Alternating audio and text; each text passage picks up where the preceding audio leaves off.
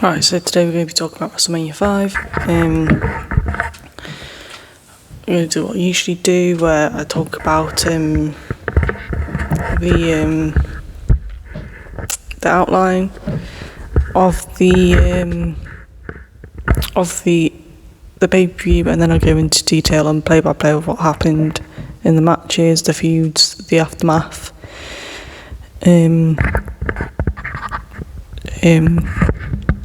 Yeah, I might end up doing another video because I'm at work tomorrow, but my stepmom's home, so if I do another one tomorrow, it'll probably be in the living room. But so yeah, let's get started. WrestleMania 5 was a 1989 professional wrestling pay-per-view produced by WWF. It was the 5th annual WrestleMania and took place in April 2nd, 1989 at the Atlantic City Convention Hall in Atlantic City, New Jersey. For the second consecutive year, WrestleMania 5 went head against Clash of Champions 6 television special by rival company WCW. 14 total matches were contested at the event. The main event was Hulk Hogan vs Randy Savage for the World Heavyweight Championship, billed as the Mega Powers Explode, which Hogan won after a leg drop. Miss Elizabeth was at ringside, neutral corner, for the first half of the main event, before the ref sent her to the locker room. The undercard included matches of pitting Rick Rude against Ultimate Warrior for the Intercontinental Heavyweight Championship, and the Hart Foundation against Greg Valentine and Honky Tonk Man, and Demolition against the Powers of Pain and Mr. Fuji in a handicap match for the Tag Team Championship. Retrospective reviews for WrestleMania 5 have been mixed. Whilst the main event between Hogan and Savage was positively reviewed, criticism was levelled at the number of matches and their general level. Alright, so in the background, obviously we know that he was held in 1985, the first ever in his annual event for WWE. So this following the advent of Survivor Series in 1987, then the Royal Rumble and SummerSlam in 1988. WWF's 4 original annual pay-per-views, the 4 would be referred as the Big 4. WrestleMania 5 was scheduled to be held on April 2nd, 1989 at Boardwalk Hall in Atlantic City, New Jersey for the second consecutive year. This event, along with the previous WrestleMania 4, was advertised as being held at Trump Plaza Hotel and Casino, with both events taking place next door to the convention hall, both sponsored by Donald Trump. The 2 events of the first time WrestleMania was held at the same venue for 2 years in a row and would not happen again until 25 and 26, where WrestleMania 41 and 42 took place in Allegiant Stadium in Paradise, Nevada in the Las Vegas area. Run DMC performed a WrestleMania rap for the audience. The other celebrity guests attended was included Donald Trump, whose Trump Plaza Hotel and Casino were the main sponsor of the event, and Morton Downey Jr. So let's get into the storylines. The main feud heading into WrestleMania was Hulk Hogan and Randy Savage, who for the most previous year were a unified team that referred to themselves as the Mega Powers. The unit began forming after Savage wrestled Honky Tonk Man for the Intercontinental Heavyweight Championship on 3rd of October 87, episode Saturday Night's Main Event. After the match, which Savage won by disqualification, Honky Tonk enlisted the help of Bret Hart and Jim Neidhart in attacking Savage, as Honky was ready to strike Savage with his guitar. Savage's valet, Miss Elizabeth, came back ringside, accompanied by then reigning World Heavyweight Champion Hogan, who helped Savage even the odds. Hogan faced Andre in a rematch of the championship bout of WrestleMania 3 on the premiere episode of WWF Main Event, which was broadcast live. in Indianapolis with the help of Ted DiBiase and a crooked official. Andre dephoned Hogan as the champion and immediately surrendered the title to DiBiase as repayment for his assistance.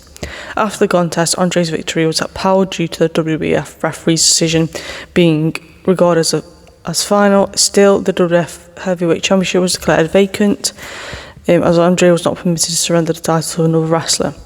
Thus, the tournament conceived for WrestleMania 4. For the vacant title, Savage advanced to the finals and, with a little help from Hogan, won the tournament and the championship by defeating DiBiase in the finals. Hogan celebrated with Savage afterwards, cementing their union. Throughout the rest of '88, Hogan and Savage feuded with many heel tag teams, such as the Mega Bucks, a team of DiBiase and Andre, and the Twin Towers consisted of Akeem and the Big Boss Man. Things slowly began to change as 1989 began. However, Hogan had requested that Elizabeth accompany him to the ring in several matches in addition to duties as Savage's valet. This led to several occasions where Elizabeth was placed in harm's way, which did not sit well with Savage.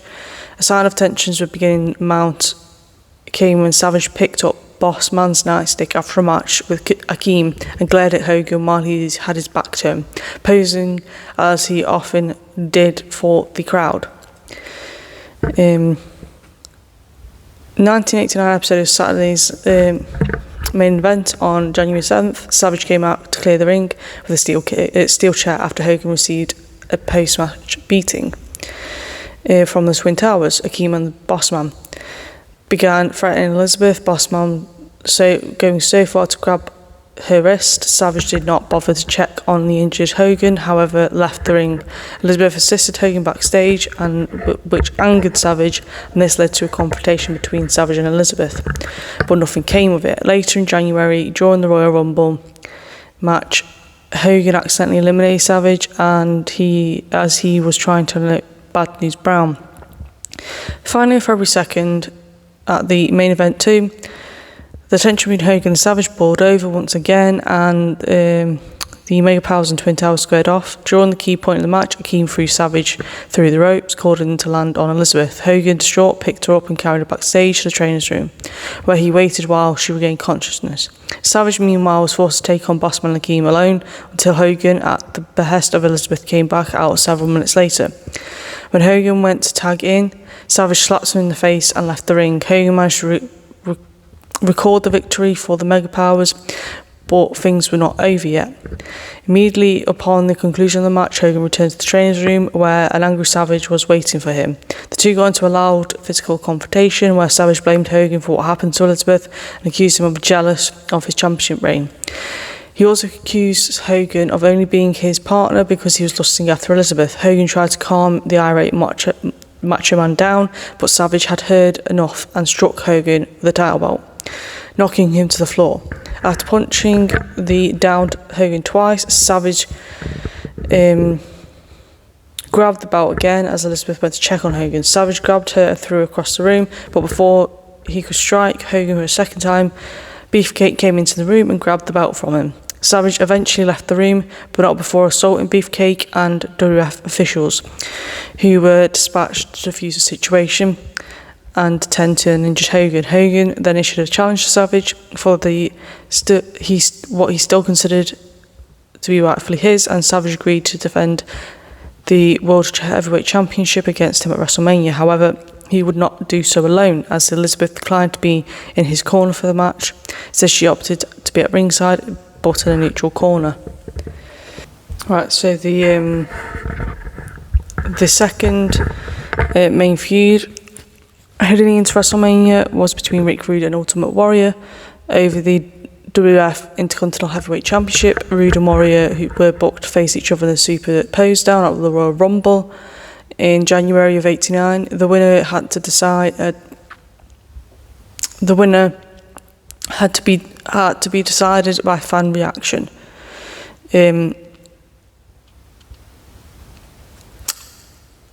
Where Warrior won the pose down. After the pose down, an angry Rude attacked him. This led to a feud between the two, an Intercontinental Heavyweight Championship match at WrestleMania. The other match on the undercard was Demolition versus the Powers of Pain. a Mr. Fuji and handicap match for the WWF Tag Team Championship. Demolition was a dominant heel tag team since the debut in '87. They defeated Strikeforce for the titles at WrestleMania 4. They had a successful feud at Heart Foundation. In the summer of '88, a powerhouse babyface by the Powers of Pain were brought into WWF by Santana after Demolition injured Martel. The Powers feuded with Demolition over the titles, acting as mercenaries to avenge both the title loss and Martel's injury. At Survivor Series, Demolition's manager, Mr. Fuji, turned on them after causing them to lose their Survivor Series match, culminating in a double turn as Demolition turned babyfaces, and the Power of Pain turned heels. Powers of Pain made Mr. Fuji their manager, leading into WrestleMania. For the tag titles in the handicap match, Martel meanwhile returned from his injury at the 1989 Royal Rumble and was scheduled to reunite with Santana at WrestleMania. The other feud was Jake the Snake Roberts and Andre the Giant. They began their feud at the fall of '88 after Andre interfered in one of Roberts' matches against Rude. When Robert retrieved his snake, Damien, from his bag, Andre became distressed and petrified at the sight of the snake. When it became apparent that Andre was definitely afraid of snakes, Roberts threw the snake onto Andre, causing him to collapse to the mat and pass out from a kayfabe heart attack. Andre recovered and swore revenge. Meanwhile, Andre's longtime adversary, Big John Studd, returned to the WWF in late 1988. Rejected a welcome back from long-time manager Bobby Heenan, and in becoming a face, he said that he was coming after Andre. The Andre-Roberts feud, meanwhile, continued into early 1989, and eventually Studd agreed to become the special guest referee for WrestleMania. Shortly after, Terry Taylor joined the WWF in summer of '88. He packaged as the Red Rooster and paired with Heenan as his manager, given novice wrestler gimmick. Someone who could not navigate his way through matches without constant instructions from Heenan. Eventually, the Red Rooster grew tired of Heenan's demeaning style of coaching and turned against him, becoming a face. Shortly thereafter, on an episode of Primetime Wrestling, Heenan claimed that he wanted to break off their relationship amicably, but it was a ruse to settle Rooster to become ambushed by Heenan's new protege, long-time enhancement talent Steve Lombardi, who had just been reinvented as the Brooklyn Brawler. So, WWF Women's Champion Rockin' Robin opened the show performing the American the Beautiful. The first match of WrestleMania 5 was between Hercules and King Haku. Haku attacked him from behind to start, but Hercules used some power moves to get the advantage before he clotheslined Haku, sending him into the floor. He suplexed Haku into the ring and hit him in a series of elbow drops. After dominating Haku, Hercules focused his attention on Haku's manager, Bobby Heenan. Haku nailed Hercules from behind and hit him with the two backbreakers and a near fall. Hercules avoided a diving splash by Haku and hit him with a knee lift. He hit a series of clothesline and powerful power slammed Haku for a near fall. He attempted a top rope maneuver, but on the way he came. But when he came down, Haku caught him with a Savati kick. Hercules fell in the corner and Haku tried to open the middle rope as Hercules rolled away. Hercules ducked a clothesline and hit Haku with a bridging belly to back suplex to win the match. The second match was a tag team match between the Twin Towers and the Rockers. Bossman slapped Michaels in the corner and turned around to look at Jannetty, but when he turned back, Michaels hit him with a missile drop kick. He hit Akeem and the Bossman with the flying forearms before Bossman tagged in Akeem. The Rockers worked on Akeem's arm before he powered out and tagged Bossman. Jannetty tagged in and was hit by a leapfrog. Twin Towers took turns to beat Jannetty. He avoided a big splash by Akeem and tagged Michaels. The Rockers hit Akeem in double flying fists, and Michaels tried a near fall on Akeem.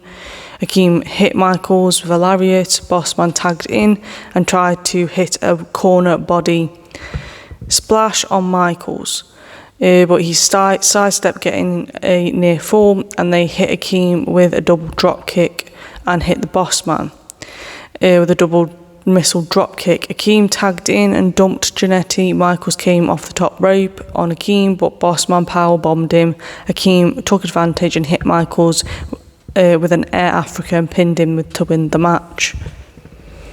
So the third match was a non-title match between Brutus Beefcake and Ted DiBiase, the self-proclaimed $1 million champion. Before the match, DiBiase was handed with a event sponsor Donald Trump, who was in attendance in the front row. Beefcake knocked DiBiase out on the floor before getting into the ring. He pounded on DiBiase, but Virgil caught Beefcake's foot. DiBiase hit him with a clothesline and applied a chokehold on Beefcake and followed it up with $1 million drop for an air fall. He hit the middle rope, diving back elbow drop on Beefcake for another near fall.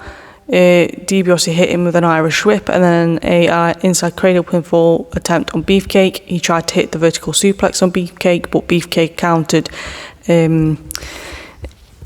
it into a hanging suplex. DiBiase applied the $1 million dream on Beefcake, who grabbed the ropes and slammed DiBiase's face into the corner and applied a barber's chair on DiBiase.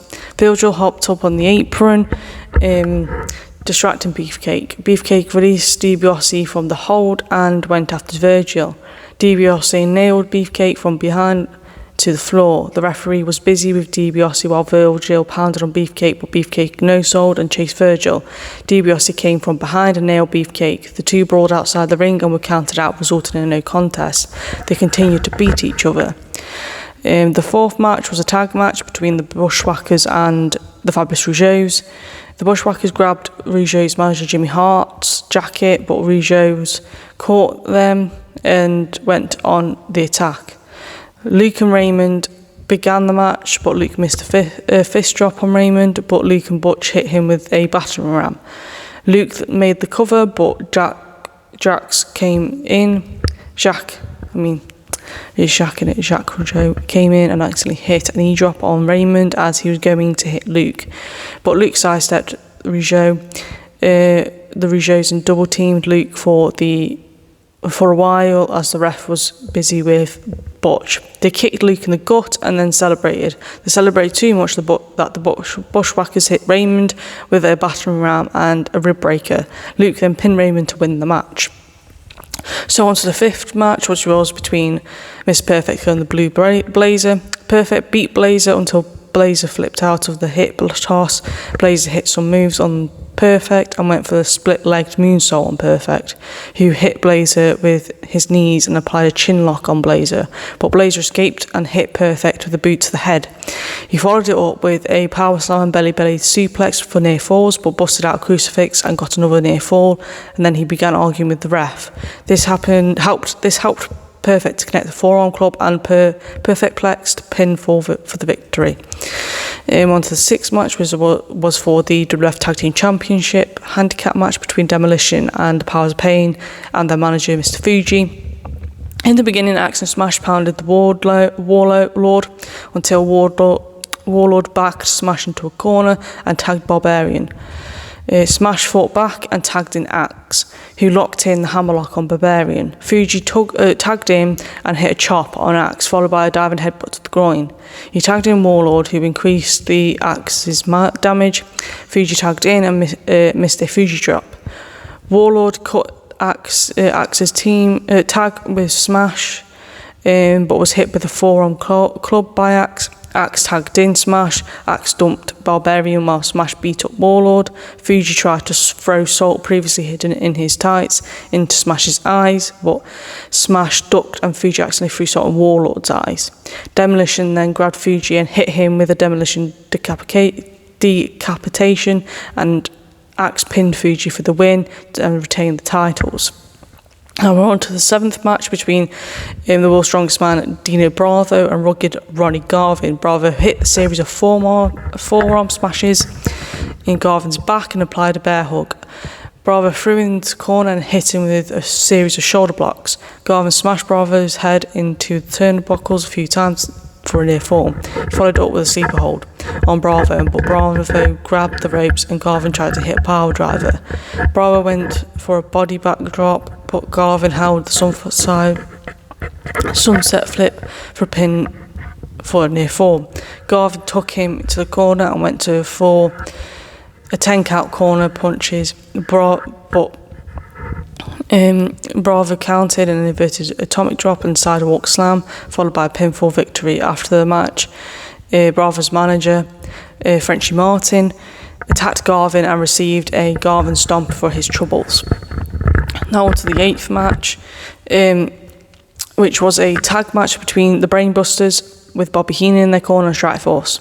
Martel and Blanchard fought out before Anderson hit Martel with the knee to the back. The Brainbusters double teamed him and fought out of their corner. Strikeforce hit Brainbusters with the drop kick, sending them to the floor. Back in the ring, Anderson was hit with an Irish whip and then received a rolling spine buster for a near fall. Anderson then went for a body scissor on Martel, but Martel turned it into a Boston Crab. So that was a Boston Crab. I have totally forgot where I was then. Blanchard interfered and hit Martel with an eye rake. Blanchard tagged in while Santana grabbed Martel, receiving a blind tag. He then hit Blanchard with the bulldog and then slapped in a figure 4 leg lock. Martel also applied a figure 4 lock on Anderson. Santana got a near fall with a black slide on Blanchard, and then he went into the top rope and hit a flying forearm smash on Blanchard. Blanchard ducked and Santana accidentally hit Martel. Brainbusters took advantage and double teamed Santana. He fought out and crawled to tag Martel, but refused and walked away, turning heel. Anderson and Blanchard hit Santana and with a spike power driver. Anderson got a pin on Santana, getting the victory and breaking up Strikeforce. Next was a Piper's Pit segment with Morton Downey Jr. I guess before Roddy Piper could interview Morton, Brother Love came out dressed as Piper and impersonated him. The real Piper came out and got rid of Brother Love by ripping Brother Love's kilt off. After Morton blew the constant smoke from his cigarette in Piper's face during the interview. Despite Piper's repeated request not to, Piper put out a cigarette and Morton with a fire extinguisher. The 9th match was Jake the Snake Roberts versus Andre, with Big John stood as the special guest referee. Stud and Andre were long-time enemies and spent a great deal of time drawing back and forth at each other. As Roberts was making his way down to the ring behind Stud's back, Andre discreetly removed one of the turnbuckle pads, exposing the steel ring beneath. Andre started the match by grabbing Roberts and rolled him into the ring and ran his head into the exposed steel turnbuckle. He then pounded on Roberts until Roberts fought back and went on the attack. Andre got tied up in the ropes and took full advantage of and got his snake, Damien, and attempted to throw him on the struggling and terrified Andre, but Stud stopped Roberts. Andre took advantage of the break to break free from the ropes and applied a chokehold on Roberts. He went for the shoulder block on Roberts in the corner, but accidentally hit a headbutt on the turnbuckle pad. Roberts hit Andre with a knee lift and drove him into exposed turnbuckle. Andre chopped Roberts on the floor and knocked him on the apron before having a confrontation with Stud. DiBiase and Virgil came out to attempt to steal Damien, but Roberts got Damien back in the ring. Andre hit Stud with a cheap shot from behind and began to choke Stud with his strap of his ties, thus getting disqualified. Despite having won the match, Roberts had tossed Damien into the ring to save Stud from Andre, who hightailed it out the ring to get away from Snake. 10th match was a tag team match between the Hart Foundation and Greg Valentine and the Honky Tonk Man. Neidhart hit Valentine with the slingshot shoulder block for a near fall. Honky tagged in but got nailed by Neidhart. Hart tagged in and connected with a backbreaker on Honky but missed a double axe handle middle rope elbow drop. Honky had the match won as he hit Hart with a shake, rattle and roll but tagged in Valentine instead of pinning Hart. Valentine slapped the figure 4 lock on Hart and Hart caught out of it, but then received a gut buster by Honky. Hart managed to hit a flying crossbody on Honky. Valentine tagged in and blocked the roll up by Hart. Hart rolled out of the ring out and tagged Neidhart. Neidhart drop kicked both Valentine and Honky and then hit Valentine with a shoulder block and made a cover.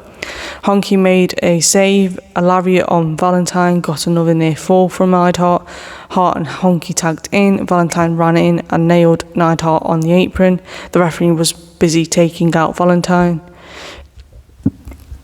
Neidhart took advantage and handed Bret Hart Jimmy Hart's megaphone.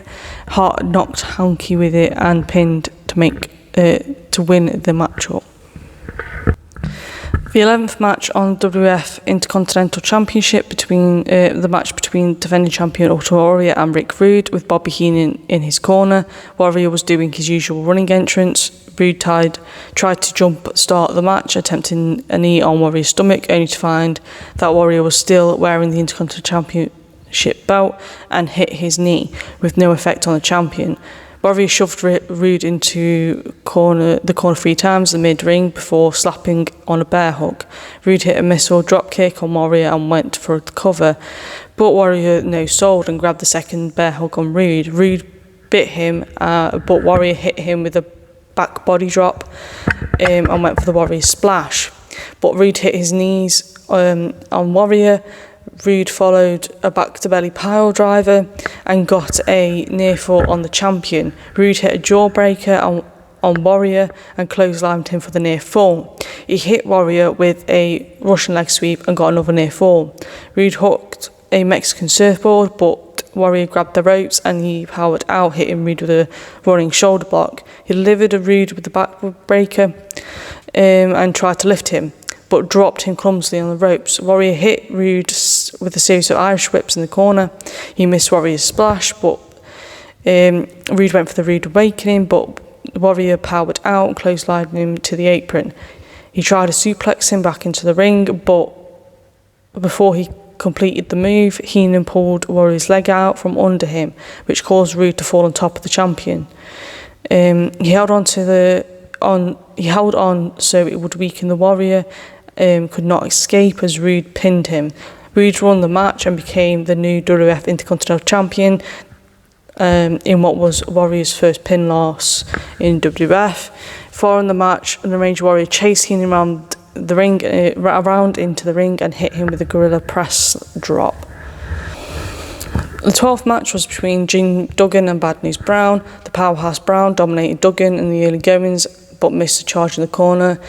Duggan hit him with a series of punches. Brown hit Duggan with an Irish whip and smashed his center turnbuckles, but Duggan no-sold. Duggan hit Brown with a series of shoulder blocks before getting slugged.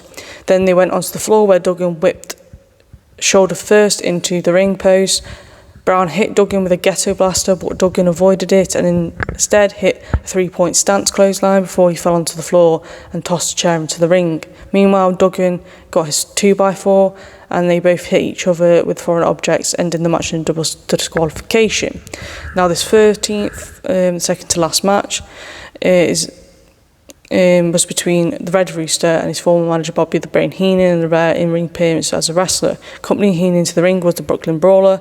As the match began, Heenan intermediately covered on Rooster, but failed. Rooster tried to hit Heenan with an Irish whip, but Heenan reversed it into his own and missed a charge on Rooster and ran shoulder first into the ring post. Rooster pinned him and won the match in just 31 seconds. After the match, Rooster was attacked by the Brawler, but this had little effect on the Rooster and will soon got the upper hand and chased Brawler out of the ring. Now we're going to get into the main event. So the main event was between Hulk Hogan, who was a challenger, and Randy Savage, who was champion, with their manager Miss Elizabeth in a neutral corner. The match was billed as the Mega Powers Explode. Hogan hit Savage with a shoulder block and sent him onto the floor. Savage returned to the ring and applied the headlock on Hogan before pounding him in the face. Hogan shoved Savage again, but Savage grabbed him and went to the floor. Hogan chased Savage around the ringside, but Savage hid behind Miss Elizabeth. Savage went back into the ring and began taunting Hogan. Hogan applied a headlock and hit Savage with the drop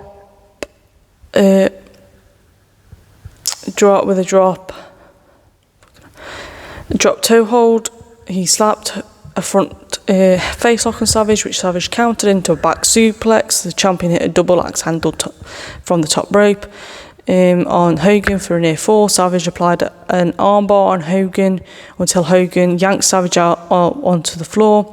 Hogan threw Savage back into the ring and smashed him into the turnbuckle and followed with a running clothesline. A series of elbow drops and a big boot. He received an Irish whip clothesline by Savage. Savage got a near fall. Savage hooked on a chin lock on Hogan until Hogan hit his elbow and hit Savage with an atomic drop, but missed the elbow drop. Savage took advantage and hit Hogan with a knee in the corner. Savage hit him with an Irish whips in every corner before he began posing. Hogan hit Savage with a series of punches in the corner clothesline, sending him out. Elizabeth checked on Savage and he pushed her away. Hogan lifted Savage into in the shoulder and tried to ram him into the ring post, but Elizabeth prevented Hogan from doing this. Savage took advantage and slipped off and rammed Hogan to the ring post. The referee, Dave Hebner, then sent Elizabeth backstage as Hogan was getting up. Savage hit him with a diving double axe handle. Savage hit Hogan with a hot shot. He drove the elbow into Hogan's throat on the apron, damaging Hogan's throat. Savage hit a knee drop on Hogan, getting a near fall. He went to the top rope and hit a diving elbow drop, and he made a pinfall attempt on Hogan, but Hogan hooked up and hit Savage with his punches, a big boot and a leg drop for the victory and for his second World Heavyweight Championship. So now I'm going to get into the reception of the pay-per-view. So WrestleMania 5 was retrospectively garnered mixed reviews, whilst Hogan's Savage main event had been remembered fondly. Many reviews referred to the event as a one-match show, bemoaning the number of short, low-quality matches throughout the event. A few exceptions from Kevin Paterno, writing for 4-1 Media, ranked it in the middle of the first 5 Manias, describing it as better in-ring than most, but failing to wow him in most other departments. While positive towards the main event, particularly praising Savage, firing on all cylinders, he described a significant amount of the card was really bad stuff. Writing for the TGR Wrestling, John Canton had similar thoughts and he had praise on the main event. It was epic feel, stating that Hogan did a great job selling and making Savage look credible. Conversely, he genuinely panned a significant amount of the card, especially he noted that Russo Heenan and Andre Roberts' bouts were duds, stating that for the former, at least it was short. And for the latter, bemoaned that the decision to place Andre in a singles match that went on nearly 10 minutes, he was obviously done at this point. He did, however, state that the tag match between the Foundation and Honky Tonk and Valentine was pretty good and carried by the great Bret Hart, and was also giving kudos towards the Intercontinental match and being better than I remembered. Overall, he gave the show a 4 out of 10, stating that the main event was the only thing worth remembering, closing the review with the underlying the WrestleMania 5 as a bad show. Brian Rose, writing for the Voices of Wrestling, specifically criticised the crowd, along with a location reason. That the reason he was unsure was this crowd was there to see, besides Hogan, like others, was he genuinely praised the main event and the great dramatic match where every move meant something. He also gave props to the Brainbusters versus Strikeforce account, and Strikeforce's performances and college match pretty good. However, he heavily panned the rest of the card, especially the Rougeaus versus the Bushwhackers, which was scored -2 stars. He bemoaned that the performance of the wrestlers, especially the Bushwhackers, were ultimately declaring the terrible doesn't make the match justice, and joking describing the worst WrestleMania match award up until this point. So the aftermath, Hulk Hogan continued his feud with Savage. WWE financed the movie in 1989, No Hold Bars, which starred Hogan and led to character Rip and Tom Lister Jr. acting as the villain Zeus in the movie.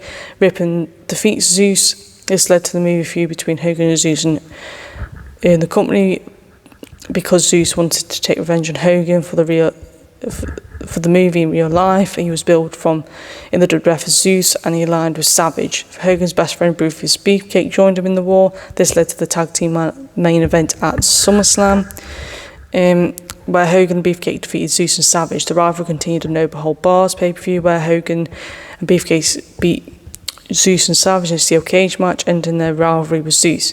After the No Holds Barred match, Randy Savage and Hulk Hogan would meet one more time in WrestleMania 5 rematch for the championship at main event 3.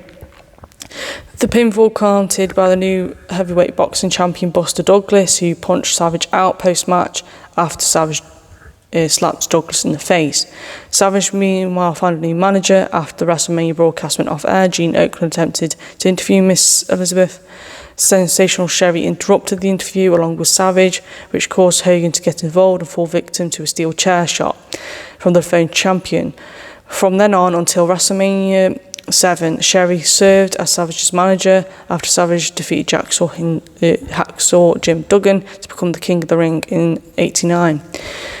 She became known as Sensational Queen Sherry.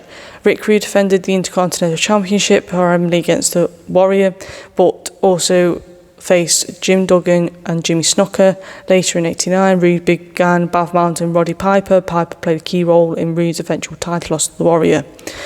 With a successful tag team defence, Demolition moved on with feuds with the Twin Towers and the Brainbusters.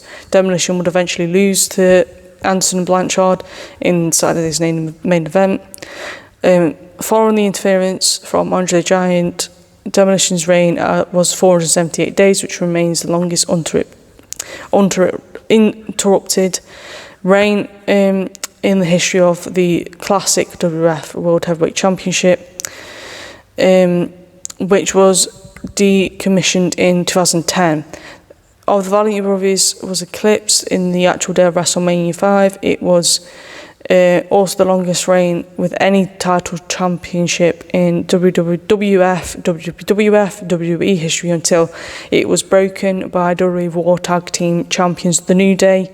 Meanwhile, the Powers of Pain would lose their push and eventually settle the mid-card, feuding teams with Bushwhackers and the Rockers until they eventually split up in the early 1990s. Martel, having turned heel, 2 matches with his former tormentors Demolition, won their feud with the Avengers of Powers of Pain, broke up. Strikeforce feuded with former teammate Tito Santana. Martel and fellow French-Canadian The Fabulous Rougeaus defeated Santana and the Rockers at SummerSlam. Martel eventually transformed into the model, drawing the feud with the Brutus Beefcake that fall.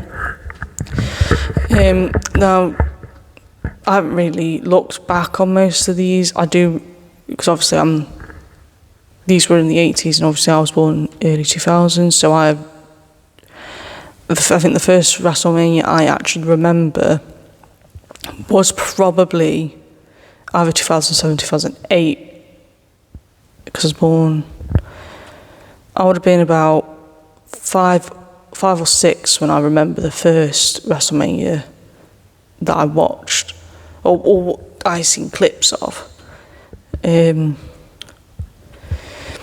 But like the proper one that I remember seeing on YouTube was 2010's proper one, because I was a lot older and my memory was a lot better then. But yeah, this one seems on paper, it looks like it could be a good card because it had names like DiBiase, Perfect, Owen Hart as Blue Blazer, Demolition. Obviously, it does depend on who they wrestle, really, and who they have chemistry with. Obviously, with the Savage and Hulk Hogan match, that is based on the chemistry as rivals. I do think Andre was obviously becoming the end of his career. this was a few years before he died. So just tell me what you think of this. But obviously, I do have other videos on WrestleMania. I actually have a video about Tully Blanchard, because I was doing about Tessa Blanchard, then Tully Blanchard, then I did a short on Joe Blanchard. So if you want to go and watch those, you can. I will put this on the playlist with the rest of my WrestleMania matches. I might do another match tomorrow, depending, and then it just depends on when I'm able to do another video, really, depending on when I'm working, because I might not be able to. But yeah, I don't really have much of this one, opinion of this one. It is just basically a mediocre one. It's not the best, but it's not the worst. Obviously, back then it was mainly storylines. Obviously, storylines matter now, but the wrestling is less about powerhousing and getting the crowd invested, and they want to do both. Back then, obviously, people preferred the